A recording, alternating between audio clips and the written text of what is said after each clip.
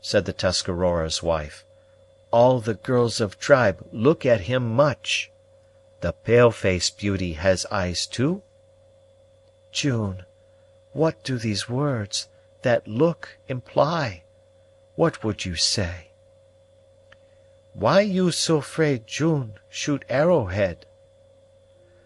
"Would it not have been horrible to see a wife destroy her own husband?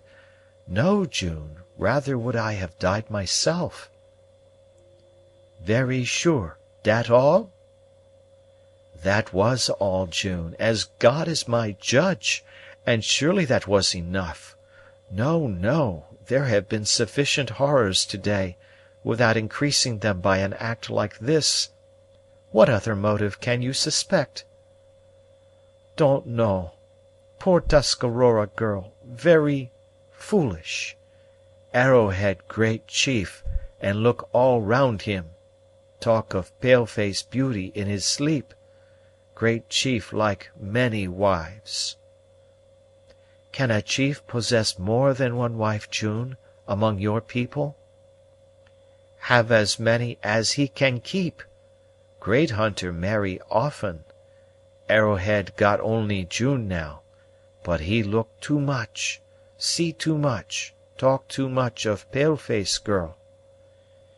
Mabel was conscious of this fact, which had distressed her not a little in the course of their journey, but it shocked her to hear this allusion, coming as it did from the mouth of the wife herself.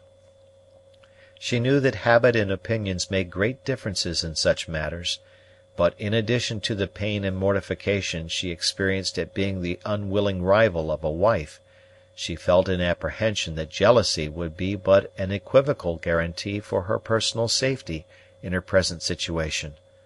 A closer look at June, however, reassured her; for while it was easy to trace in the unpractised features of this unsophisticated being the pain of blighted affections, no distrust could have tortured the earnest expression of her honest countenance into that of treachery or hate. "You will not betray me, June?" Mabel said, pressing the other's hand, and yielding to an impulse of generous confidence. "You will not give up one of your own sex to the tomahawk?" "No tomahawk touch you. Arrowhead no let 'em. If June must have sister wife, love to have you." "No, June, my religion, my feelings, both forbid it; and if I could be the wife of an Indian at all, I would never take the place that is yours in a wigwam." June made no answer, but she looked gratified and even grateful. She knew that few, perhaps no Indian girl within the circle of Arrowhead's acquaintance, could compare with herself in personal attractions, and though it might suit her husband to marry a dozen wives, she knew of no one beside Mabel whose influence she could really dread.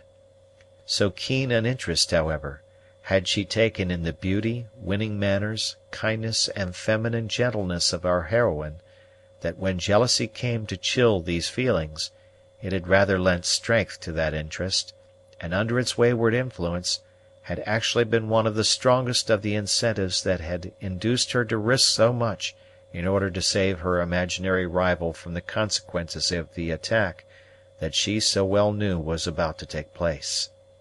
In a word, June, with a wife's keenness of perception, had detected Arrowhead's admiration of Mabel, and instead of feeling that harrowing jealousy that might have rendered her rival hateful, as would have been apt to be the case with a woman unaccustomed to defer to the superior rights of the lordly sex, she had studied the looks and character of the pale-faced beauty, until, meeting with nothing to repel her own feelings, but everything to encourage them, she had got to entertain an admiration and love for her, which, though certainly very different, was scarcely less strong than that of her husband's.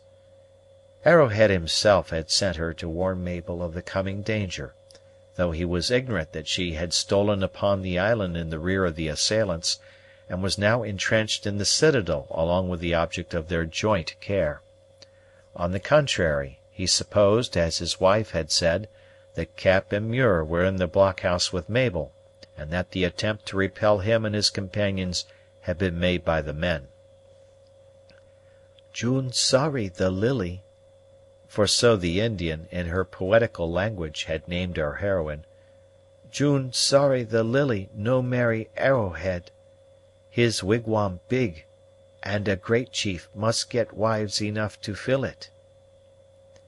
"I thank you, June, for this preference, which is not according to the notion of us white women," returned Mabel, smiling in spite of the fearful situation in which she was placed. "But I may not, probably never shall, marry at all." "Must have good husband," said June. "Marry Eau douce, if don't like Arrowhead." "June, this is not a fit subject for a girl who scarcely knows if she is to live another hour or not. I would obtain some signs of my dear uncle's being alive and safe, if possible." "June go see." "Can you? Will you? Would it be safe for you to be seen on the island? Is your presence known to the warriors, and would they be pleased to find a woman on the war-path with them?" All this Mabel asked in rapid connection, fearing that the answer might not be as she wished. She had thought it extraordinary that June should be of the party, and, improbable as it seemed, she had fancied that the woman had covertly followed the Iroquois in her own canoe, and had got in their advance, merely to give her the notice which had probably saved her life. But in all this she was mistaken, as June, in her imperfect manner, now found means to let her know. Arrowhead, though a chief, was in disgrace with his own people, and was acting with the Iroquois temporarily, though with a perfect understanding. He had a wigwam, it is true, but was seldom in it, feigning friendship for the English. He had passed the summer ostensibly in their service, while he was, in truth, acting for the French, and his wife journeyed with him in his many migrations, most of the distances being passed over in canoes. In a word, her presence was no secret, her husband seldom moving without her.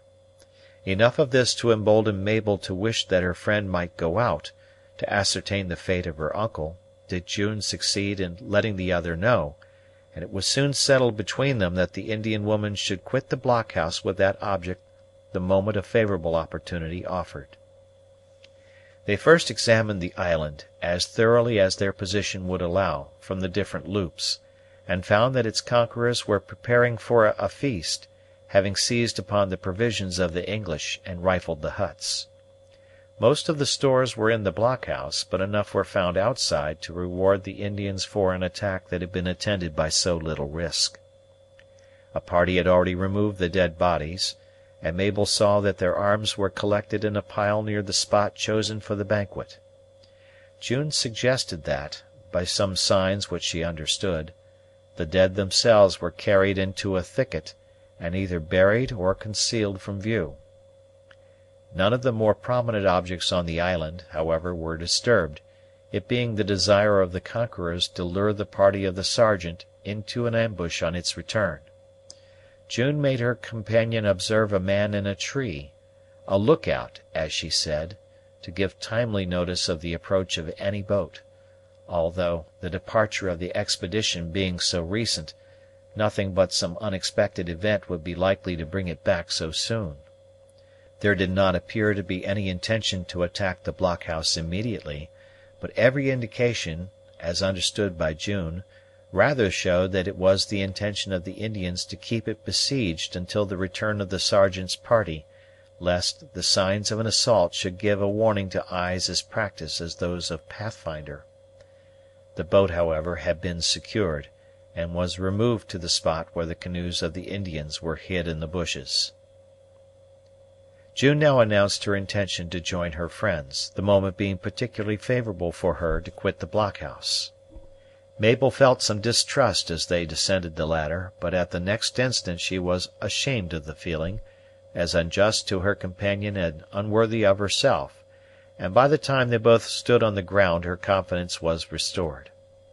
The process of unbarring the door was conducted with the utmost caution, and when the last bar was ready to be turned, June took her station near the spot where the opening must necessarily be.